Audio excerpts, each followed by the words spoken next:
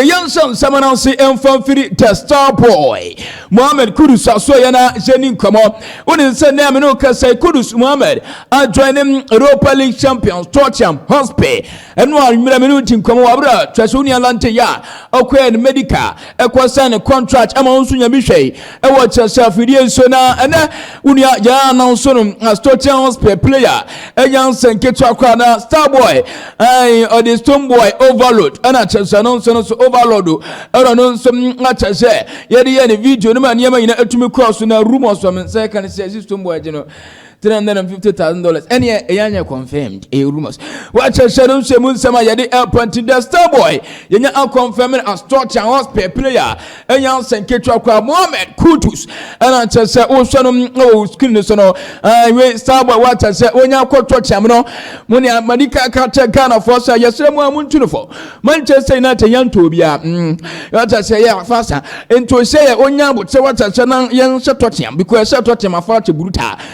Tanzania sem kitwa na Mohamed Kudus after the signing of them some atutwa some Manchester no a very direct winger or strong very good taking place on and first young creative chances oh ni mo no bruta Chelsea anya sem kitwa no some come we are seeing now so no atumi afa che so no a lot of layer and so just in a game no atebama wo na come we are seeing afa say entertainment and person entertaining fans always saying ka ya fan about stadium or 20 see no one point so sa no so ohun so bia nso anima to afa je o say football announce no je kan football so fans na ani beche na we bibi to three watch say ama niam ina nso tumi kwaso we bibi to fans ni trim enti Kudus Mohamed say ne yankama we asina asonsom ntumi enfante asa watch say fans atouch as a ticket abere stadium obere no Kudus no also no etumi fans na ani je enti ni watch say going to Tottenham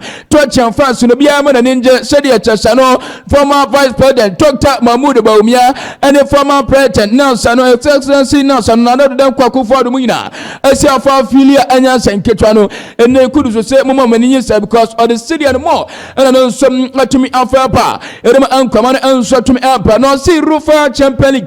Ramana San Tottenham Hotspur team na kwakwaba no next season what has announced ebetima fire ten kwambia so omeram na monso no atwa impossible best so monso ebetimi other serie aba fans na champion league no omo prove say we are seeing monso no matini po a edem ankwama no epama niam ina atomen so akwaso yedi nkwama no bi ada atwa so ya yenko wura ne teni Asevinga so ye na yenko nkwadi nkwama Asevinga ana wura ma former code ma Arsenal ana Chelsea unin senchai ana Chelsea Tottenham ana Arsenal ay former Liverpool among head coach and they announce a director of football Edima Timanity and some NHS announce any of the Repu Nasa Sports no Edbetu Chasu Kabat Cap and the Yangaranya Capubiasa Achibru Tama Press in the Kenya Angome Ebrankwa and Asevinga so as someone we can Sam Obia Cham don't front to that be because Okachasano Tim Samubai only 100 that's 100 of them Edim Como Tim Samuel Sim Edim Como Pia Eka say umbenya nka Club Cup no nasi akwankan samra so odi otro say na press e brana teba ate uye nhwehwani mu bruta ensenya senketonto semina ncho glop eka no na Asevinga so na nya twina edimu ngadimu nsan e na Asevinga na den sam to jaria for Paris Saint-Germain tim no so for Paris Saint-Germain tim no nto so san kwata we yan kwata bia omuni madwo bruta a chase enya senketo mu na ta wono wa chase kwata we etimi chi Madrid e ma no 4 mumuni pa nankanya kana yankanka mutipane remated na samache marade yankatu wacha cha 3 kwa nka bafana sa 4 dia tsase na akwa se na Asevinga se sanko we ni mbobo bruta we are seeing ope best players we are seeing more sankotai because pomu okuta good dribblers about young tendency system le pass no enfo ball no touch na sanko we eni matuma a cheche tembele uja no abaye na sablali bakola ebeye tinsaya tuwe even Ashraf Hakimi onu jantenten wo wachire ono no uja no obetimi atwire opa kadebono atimi akwa twatch na ani yansem Asevinga atuje dim nsan ampa menwa ana rema de timin apalante I was Spain na omelanti obra mo free pass at the free airport no ani ehunu sam owura ne tene Luka Modric wacha no ana butu no wayi ni Chelsea at the free back no yi Chelsea ni wie ya adagulu na akwa ne nchen no anso bi de chebia kata ntichani adagulu no na odi Chelsea no ama atakule eseche wacha chano de chesinima atakule wi no ana fam no sa we se de no esi hake atakule na chacha no akwa wacha che wa fam no mede achecha wo hwachire control midfield wa wutu se unia de che no enso tumi acha atakule mede mo ansem na atumi nso aba na ne ba ina nso atumi akwaso jeni transfer mo enkome wacha che Liverpool tumi no Akwaba se Bayern Munich enso eramu for the signature of Abraham Tini Luis Diaz eno anaba betotwa esa Liverpool team na achachesi ankama wiasina enso entimi amfante esa enei achese mo mfa masem konwa yenya achini mu nkomo kwambia so Luis Diaz be ko so ase area matima ne tin eni Liverpool eni ansema Liverpool team na ate pantino wa achachesi anam achache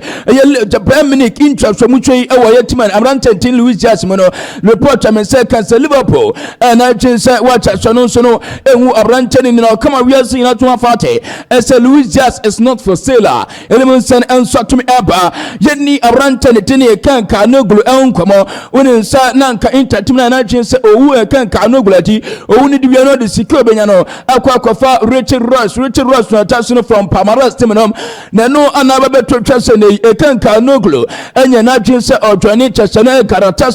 because akwakoba se Galatasaray team no enya na twinso no nsom achache e baba fa abrantana na so ama na me no kase chese no Rico Rose to chese Inter no anonso atima fa etia enmun san pana report wa men sansom atomi eka from Inter Milan team no sa omuso ese we Roma team no anonso bid no de akọ for abrantana te Rico Rose no when we na Palmeiras ajetumo odo Palmeiras so perforte de Roma at the 30 na akọ no mu say dem komo kwan likely as we are Palmeiras betima jetuma amawunso no abotima ne ten NHS Inter eremun san apa yeni komo ne bi anto so enfama dia abranta ne ten noni Madueke e winka erema Chelsea team no noni Madueke ana report wa men sansam atwemi eka ene se abranta we watch Chelsea enso Arsenal anya rich agreement abranta enso anya jetum akwatwa ne Arsenal team no 52 million pounds ene esika Arsenal etua atumi so Adiama Chelsea 5-year contract and Abraham Ekwa Sensei Adiama Tumanete and some and also Adiama Arsenal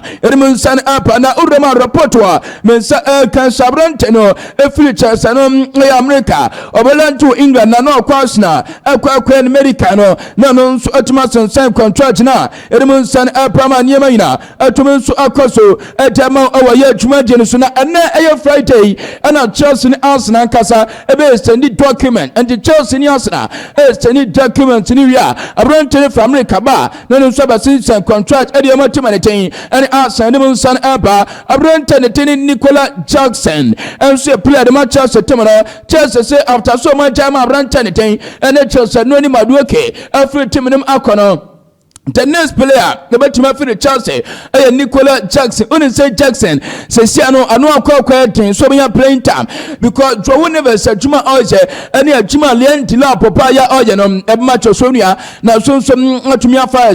and to the Chelsea, according to report, I'm in second, and they say after Brenton, it didn't know my workino, this one alone should need to be to more. I have rented it in Nicola Jackson, Edmund San and Satum Epa, Counts a similar Timino, Abusa, Fabranton. Watch I know someone from Chelsea team now report I say can say similar asking price no watch I too much ni bua fight ya enya san ketwerimun san enshot me eba ma akoda we na so na ni ne nkomo akoda we ni tin Adon Jasare watch some osina kan animal club team ni wa Belgium na report I say so atumeka and sa Inter Milan team no at 30 million euros plus nas Alexander Stankovic eramu club for branch we signature Aranche se ama obatwani AC Milan Inter Tumino at the 30 million euros plus just a player which is next Abrantani Alexander Stankovic Erawa club league for Abrantani signature also the Pastor join AC Milan on Pastor join just an Inter Milan Tumina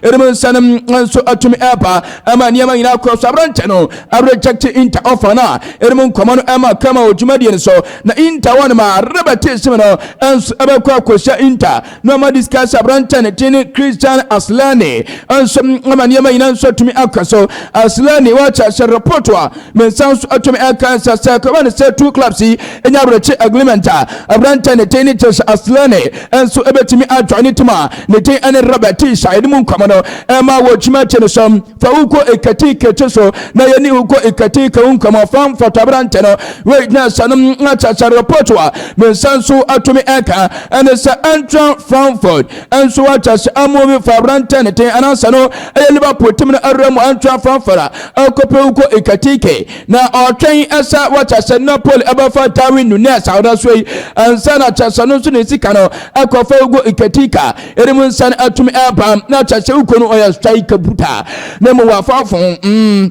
oni anzero chike seyina pe wafafon bruta asanya senketwa enti ugo ekatike enso no atse Liverpool aso into ne Darwin ekwa na no so anya kwa fa kwatana erimu san aba yanko Bayern Munich and office FC Barcelona ne Juventus na yeni nkomo de che ayose Juventus ablante kana yetas no ana report amensan so atumi eka and some Bayern Munich and Barca aso interest awa kwadane mu a omo hwehwe signature na Juventus so plan sa Cranberg extend contract no until 2030 erimu san aba na awe nkomo na ekoso na likely say kana yetas no about no contract makoso stay e de amatima ne ten ene Juventus erimu nkomo na ma o ewa ye twumate no aso ye nto aso dia Rooney Party and now Koran Belante or Barcelona Croton no nso atima kwa kopia e de ama FC Barcelona di Catalonians eremu ankwama anso tum epam antin Rooney Party ene akudawe enso kwa kwalante awa Barca kaunu sanete no over Williams ever since contract no 2 million euros ene sika Barca tum etra atumi de ama FC Copenhagen eremu san enso tum epa na bia nso akoso kama e de ama wochuma chen so jeni nkomani bi amfanto asodia abrante ne tin Alejandro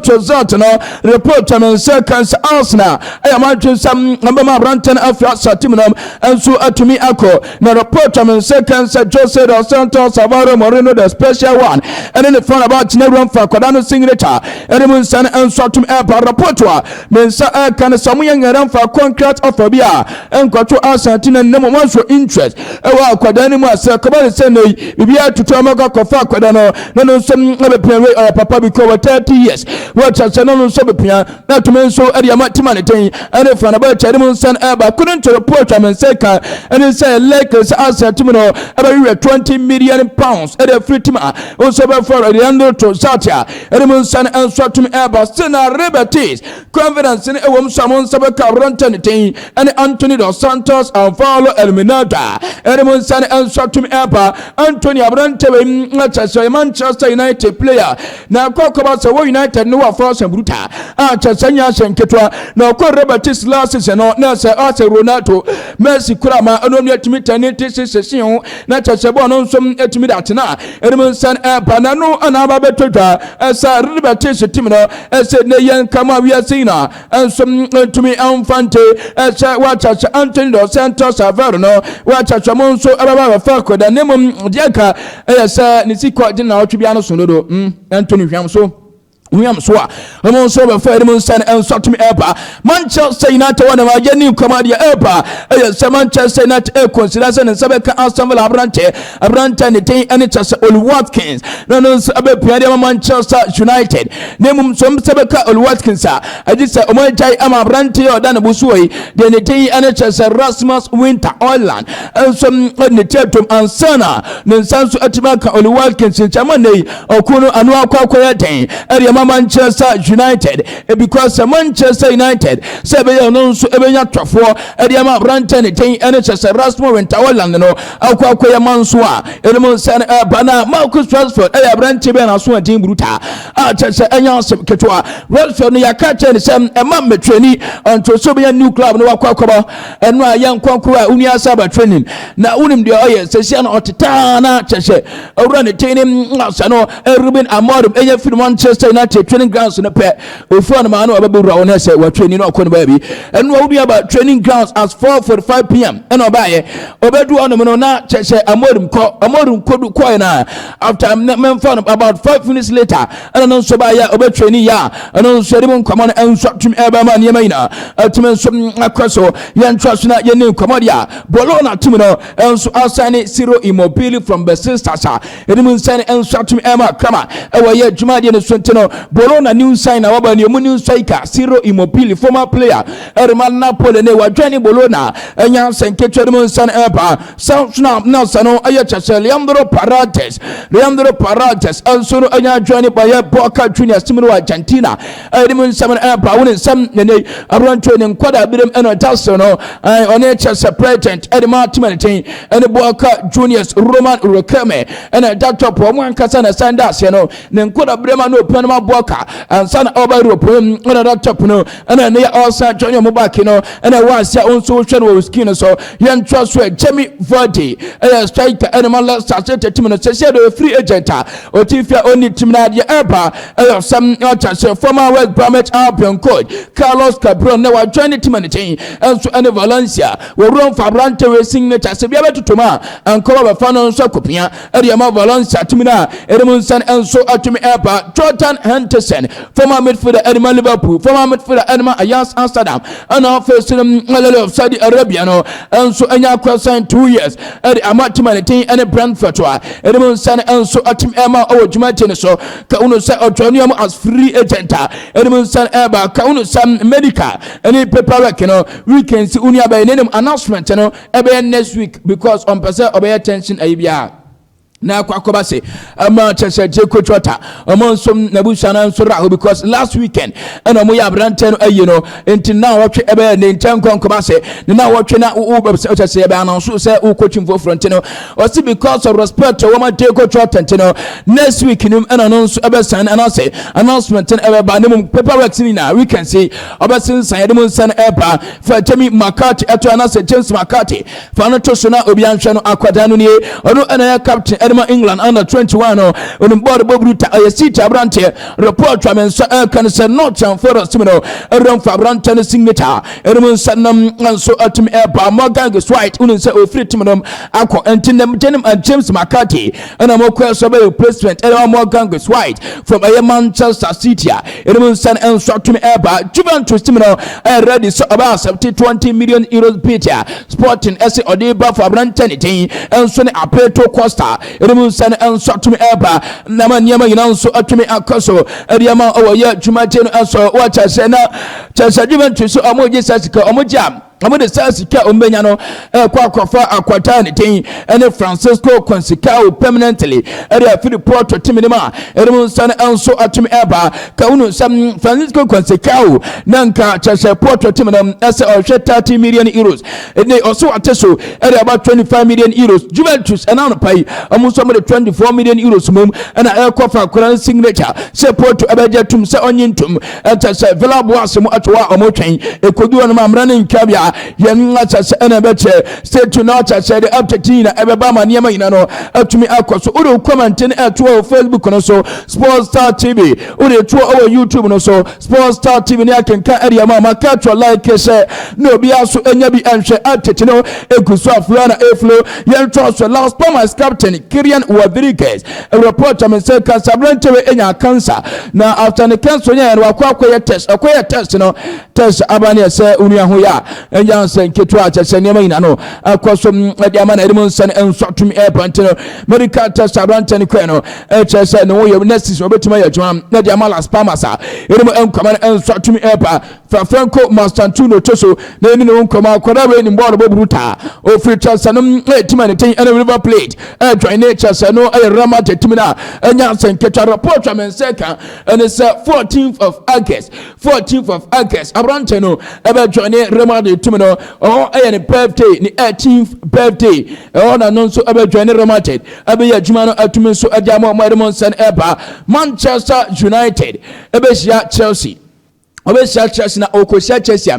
abrancho that's way entino kwa kosha Chelsea ni dini Benchwell what I said Manchester United prepare Benchwell you Manchester United tumino some kwa kosha Chelsea kauni samorim eso nya sabrancho ni benkunso esa omanya twan amfa Manchester United and Chelsea ebe kwa kosha report amenseka and say Chelsea ever lu Benchwell 20 million pounds wa yenimu enkomono ema owoye jumatenu aso what